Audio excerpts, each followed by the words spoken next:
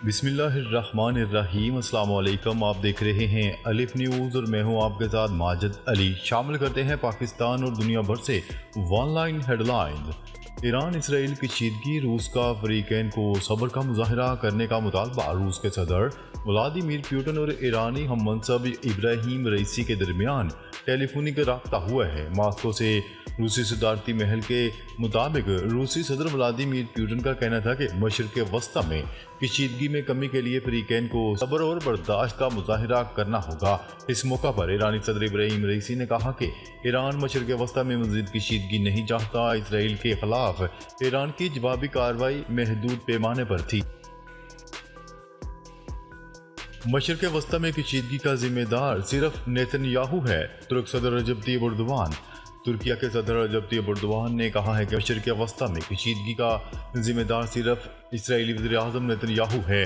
तुर्क सदर रजब Tayyip Erdogan की काबीना इजलास के बाद न्यूज़ कॉन्फ्रेंस में कहा कि इसराइल इलाक़ाई तनाज़े को हवा देने की कोशिश कर रहा है। दिमश्क में ईरान के सफारत खाने पर हमला आखिरी कोशिश थी। उन्होंने कहा है कि गज़ा में नस्लकुशी रोकने तक इलाके में तनाज़ात का इम्कान रहेगा। मगरिब ने ईरानी हमले की मज़म्मत की लेकिन इसराइल के हमले की नहीं की। तुर्क सदर रजब तय्यिप एर्दोगान ने फ्रीकैन से मुश्तरका सब्र व तहम्मुल से काम लेने का मुतालबा कर दिया। इसराइल ईरान पर हमले से गुरेज करे, बरतानवी वज़ीर-ए-आज़म ने खबरदार कर दिया। बरतानवी वज़ीर-ए-आज़म ऋषि सुनक ने अपने इसराइली हममनसब नेतन्याहू से टेलीफोन पर बातचीत करते हुए कशीदगी को कम करने पर जोर दिया। गैर मुल्की खबरसा इदारे की रिपोर्ट के मुताबिक ऋषि सुनक ने इसराइली वज़ीर-ए-आज़म को फ़ोन किया और इन्हें यकीन दिलाया कि बरतानिया इसराइल की सलामती और हिफाजत के लिए हर मुमकिन मदद जारी रखेगा। अमेरिका के मुख्तलिफ शहरों में फ़लस्तीनियों की हमायत में मुजाहरा। न्यूज़ रिपोर्ट के मुताबिक कैलिफोर्निया और न्यूयॉर्क में फ़लस्तीन के हामियों की एक बड़ी तादाद ने फ़लस्तीन की हमायत और सहूनी हुकूमत के मुजालिम के खिलाफ मुजाहरे किए हैं। इस दौरान फ़लस्तीन के हामियों ने शिकागो हवाई अड्डे के रास्ते को बंद कर दिया, जबकि सैन फ्रांसिस्को में भी पुल को फ़लस्तीन के हामियों ने बंद कर दिया।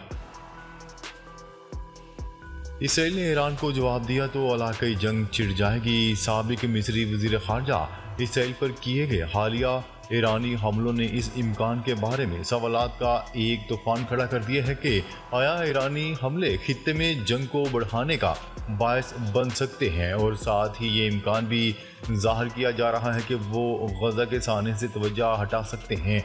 इस तनाज़ुर में मिस्र के साबिक वज़ीर ख़ारजा ने कहा है कि ईरान और इसराइल के दरमियान हालिया पेशरफ्त और कशीदगी से मामलात अब के मुकाबले में मज़ीद पेचीदा हो जाएंगे।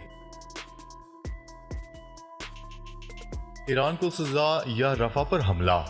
इसराइल ने ईरान के गैर मामूली हमले का जवाब देने और हमास के खिलाफ अपनी जंग में गजा के गुंजान आबाद इलाके रफ़ा में फौजी भेजने का अज़म जाहिर किया है, लेकिन माहिरीन कहते हैं कि वो बेक वक्त दोनों मकासद हासिल नहीं कर सकता। इसराइली वज़ीर-ए-आज़म नेतन्याहू दोनों महाजों पर आगे बढ़ने के लिए पुरअज़म दिखाई दे रहे हैं, लेकिन उन्होंने दोनों महाजों के लिए कोई टाइम लाइन पेश नहीं की।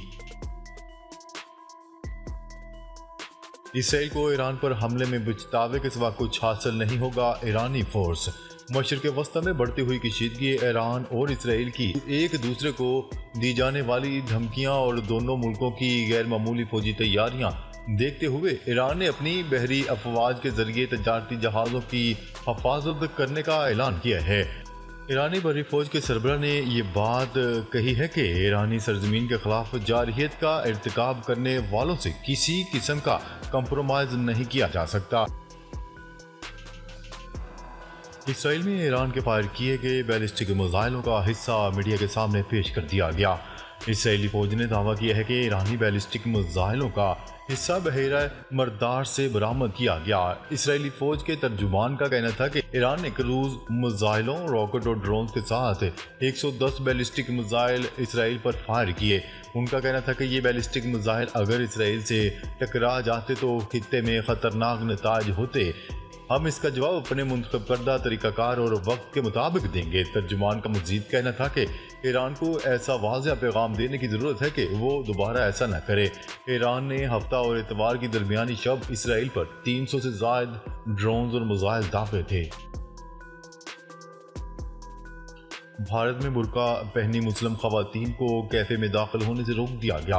मुतासरा खातून का कहना है कि कैफ़े के अमले ने बताया कि वहां बुर्का की इजाज़त नहीं है। तस्दीक के लिए कैफ़े कॉल की तो बताया गया कि कैफ़े में बुर्का पहनकर आने की इजाज़त नहीं, जिसकी वजह पॉलिसी बताई गई है। बताया जा रहा है कि नफरत अंगेज जराइम के बायस हिजाब पहनने वाली खवातीन व तलबात को भारत में अक्सर हरासा किया जाता है।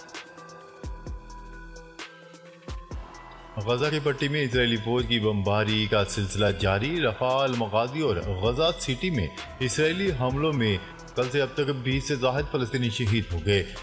इजरायली तैयारों ने वस्ती गजा के इलाके देर अल-बाला में दवासाज फैक्ट्री पर भी बम बरसा दिए। गजा के जनूब में अल जैतून मोहल्ले को भी गोलाबारी का निशाना बनाया गया। अमेरिका इसराइल पर हमले के खिलाफ ईरान पर मज़ीद पाबंदियां लगाने के लिए तैयार। अमेरिकी वज़ीर ख़ज़ाना पाबंदियों का ऐलान IMF के इजलास में करेंगे। अमेरिकी वज़ीर ख़ज़ाना का कहना है कि अमेरिका ईरान की अदम इस्तेहकाम पैदा करने की कोशिश को रोकेगा। अमेरिका खित्ते के अमन के लिए अपने शराकतदारों को भरपूर मदद फराहम करेगा। ईरान के इक़दाम से मशरिक़ वस्ता में इस्तेहकाम को ख़तरात लाहिक हैं। दुबई एयरपोर्ट पर फ्लाइट ऑपरेशन मअतल, मुसाफिरों को एयरपोर्ट न आने की हदायत जारी। दुबई से एमिरेट्स में सफ़र का आगाज़ करने वाले मुसाफिरों की फ़्लाइट्स मनसूख कर दी गई हैं। ख़राब मौसम और सड़कों की सूरत हाल के बायस ऑपरेशनल चैलेंजेस दरपेश हैं। एयरपोर्ट हुकाम ने मुसाफिरों को हदायत जारी करते हुए कहा है कि वो दुबई एयरपोर्ट आने की जहमत न करें।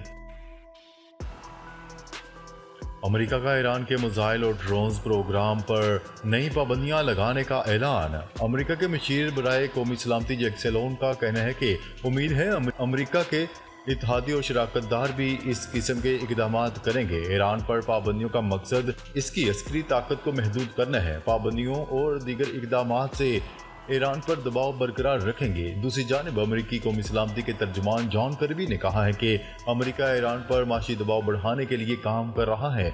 ये बात गलत है कि ईरान ने इसराइल पर हमले की वार्निंग पहले दी थी।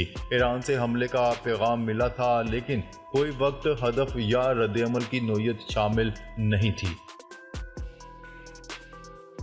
सऊदी अरब के मावन वजीर दिफा पाकिस्तान पहुंच गए। पाकिस्तान पहुंचने पर सऊदी मावन वज़ीर दिफा का पाकिस्तान के आला हुकाम ने पुरतपाक इस्तकबाल किया। अपने दौरे के दौरान सऊदी अरब के मावन वज़ीर दिफा army chief general Syed Asim Munir से भी मुलाकात करेंगे। मुलाकात में पाकिस्तान और सऊदी अरब के दरमियान दफाई तरबियत समेत दफाई अमूर ज़ेर बहस आएंगे।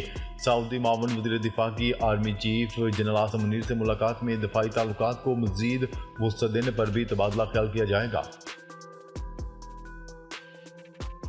सलमान खान ने सख्त सिक्योरिटी में गैलेक्सी अपार्टमेंट छोड़ दिया। गुज़िश्ता एतवार को गैलेक्सी अपार्टमेंट में सलमान खान के रहायशगाह के बाहर फायरिंग का वाक़या पेश आया था। खुशकिस्मती से सलमान खान और इनके अहले खाना महफूज रहे। ताहम वाक़े के बाद बॉलीवुड स्टार की सिक्योरिटी बढ़ा दी गई थी। महाराष्ट्र के वज़ीर आला ने हाल ही में सलमान खान से इनकी रहायशगाह पर मुलाकात की। मुलाकात के बाद सलमान खान अपने घर से चले गए।